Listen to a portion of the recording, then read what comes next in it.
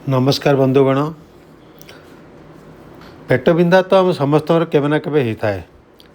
आमे भावु ये गैस कि बदहजमी जो होती, किंतु आप जानते कि ये साधारण पेट बिंधा पछरे एक बड़ विपद लुचि रही थाई पारे।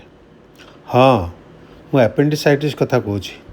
अधिकांश लोक भावती एपेंडिक्स जंत्रणा केवल पेटर तल डाहाण पाखे हुए, कारण से पेटर डाहाण तल पेटरे एपेंडिक्स अच्छी से पेन हेल्ले आम भावती एपेंडिक्साइटिस होती। जदि आप जंत्रणा को अपेक्षा कर बसते ते बड़ बहुत भूल कर। एपेंडिक्स फाटिवा एक जीवन प्रति विपद सदृश, किंतु भगवान दयारू आम शरीर यह फाटिया पूर्व किसी स्पष्ट संकेत दे थाए। आज यही वीडियो रे से तीन सबुठ बड़ लक्षण विषय जानिबा, जहाँ आदौ हेगन के करें। प्रथम कथा देखिए आप जंत्रणा गतिपथ केमी बदलाऊँच। माने प्रथम सबुठ गुरुत्वपूर्ण लक्षण है एपेंडिसाइटिस रे जे जंत्रणा गति बदलवा। एपेंडिसाइटिस जंत्रणा केबे सीधा स्थल डाण पट पेटू आरंभ हुए ना। यह प्रथम आपण नाभि चारिपाखे साधारण मुड़ी है भाया पेट मुड़ी होची से भली दरज आरंभ हुए। आपको लगे जे गैस होची, किछि घंटा पर ये जंत्रणा देखंतु एपेंडिक्स कोठी अच्छी। किछ समय पर आप देखिए जे यही जंत्रणा धीरे धीरे तल आड़ को जाउछि। किछि घंटा पर ये जंत्रणा धीरे धीरे नाभि पाखरु खसी पेटर तल डाहाण पाखु चली आसे।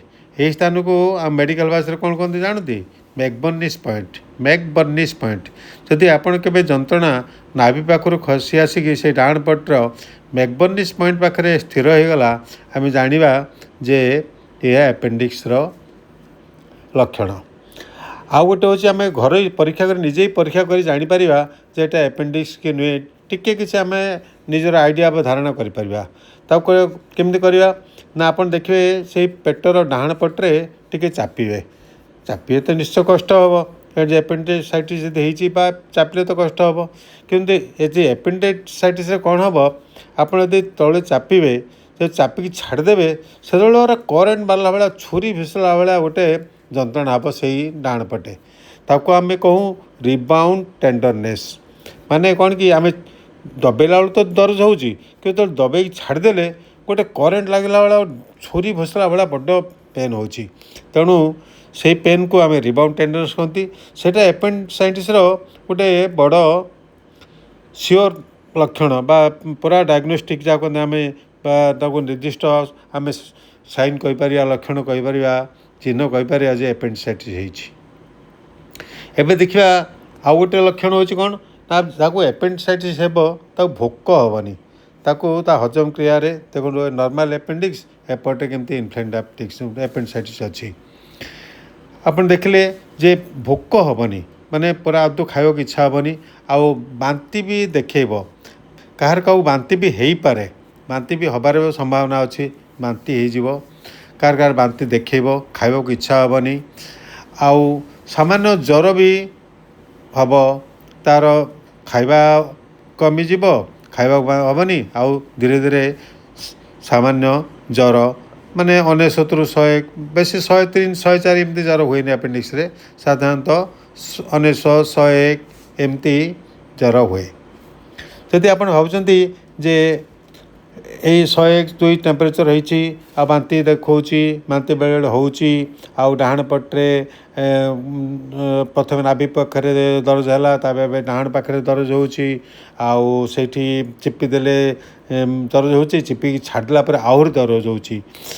तेणु आम जानिले प्राय एपेंडिक्स माने शतकड़ा 70-80 भाग आप सियोर हो गले एपेंडिक्स होती।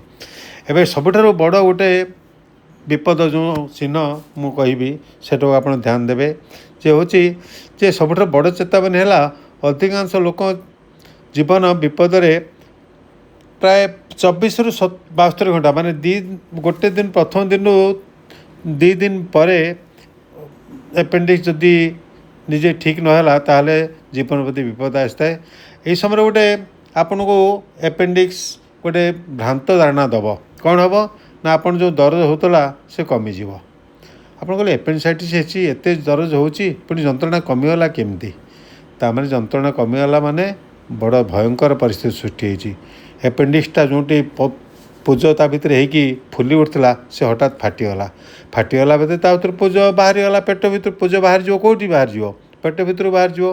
ଏ ଆପଣ ଆସନ୍ତୁ ଦେଖନ୍ତୁ ଦେଖିବା କେମିତି ଅପରେସନ ସମୟରେ ଆପେଣ୍ଡିକ୍ସରେ କେମିତି ଆପେଣ୍ଡିକ୍ସ ଅପରେସନ୍ କେମିତି ହେଉଛି ଦେଖାଯାଏ। ଲାପ୍ରୋସ୍କୋପି ଦ୍ୱାରା। ଆଜିକାଲି ଅପରେସନ୍ ଏହା ହେଉଛି କାଟି ସଂକ୍ରମିତ କରାହେଉନି, ଆପେଣ୍ଡିକ୍ସ। ମେସିନ୍ ଅଛି, ଦେଖନ୍ତୁ ମେସିନ୍ ଦ୍ୱାରା ଏହା ଆମ କେମିତି ହସ୍ପିଟାଲରେ ଫୁଲି ବି ଯାଇଛି। ଅପରେସନ୍ ହେଉଛି। ଯାହା ଯଦି ପେନ୍ କମିଗଲା ତାହେଲେ ଆପଣ ଭାବିଗଲେ ଠିକ୍ ହେଇଗଲା, କିନ୍ତୁ ସେ କଥା ନୁହେଁ। ସେ ଆପେଣ୍ଡିକ୍ସ ଫାଟିକି ତା ଦେହରୁ ସବୁ ପସ୍ ସବୁ କ'ଣ କନା ଆମ ପେଟ ଭିତରକୁ ଖେଳି ଯାଇଛି। ଯେହେତୁ ଆପେଣ୍ଡିକ୍ସର ଯନ୍ତ୍ରଣା କମିଗଲା, କିନ୍ତୁ ପସ୍ ଆଉ ମଇଳା ସବୁ କ'ଣ ହେବ ନା ପେଟ ଭିତରେ ଖେଳିଯିବ ଚାରିଆଡ଼େ। ଆମ ପେଟ ଭିତରେ ପୁରା ଆପେଣ୍ଡିକ୍ସ ପସ୍ ଥିଲା ସେ ପସ୍ ଆଉ ଆମ ମଇଳା ଯେଉଁ ଅନ୍ତରାଳରେ ମଇଳା ଥାଏ ସିଏ ବି ଖେଳିଯିବ। ଖେଳିକି ଗୋଟେ ସିଭିୟର୍ କଣ୍ଡିସନ୍ ହୁଏ। ତା ନାଁ ହେଉଛି ଗୋଟେ ସଂକ୍ରମଣ ପେରିଟୋନାଇଟିସ୍ ବା ଆମ ପେଟରେ ସଂକ୍ରମଣ। ଏଭଳି ସଂକ୍ରମଣ ହେଲେ ତାକୁ ଚିକିତ୍ସା କରିବା ବଡ଼ କଷ୍ଟକର ହୋଇପଡ଼େ। ତେଣୁ ଏଇ 3ଟି ଲକ୍ଷଣ କଲି ଯଦି ଆପଣ ଦେଖିବେ, ଏଇ 3ଟି ଲକ୍ଷଣ 4ଟି ଲକ୍ଷଣ କହିଲି। ଦେଖନ୍ତୁ ଏଇଠି ଲାପ୍ରୋସ୍କୋପିରେ ଅପରେସନ୍ ହେଉଛି ପେଟ ଭିତରେ। ଆଜିକାଲି ଆଉ ପେଟ କାଟିକି ଅପରେସନ୍ କରିବାକୁ ପଡ଼ୁନି। କିନ୍ତୁ ଦେଖନ୍ତୁ ଏଇସବୁ ପରିସ୍ଥିତି ହେଲେ ଆପଣ ନିଜେ ମ୍ୟାନେଜ୍ କରନ୍ତୁନି, ବା କୌଣସି ଅଭିଜ୍ଞ ଡାକ୍ତର ନ ହେଇଥିବେ ବା ଛୋଟ କାଟିଆ ଡାକ୍ତର ହେଇଥିବେ ବା ଔଷଧ ଦୋକାନ ଠାରୁ ଆଉ ଚିକିତ୍ସା କରନ୍ତୁନି।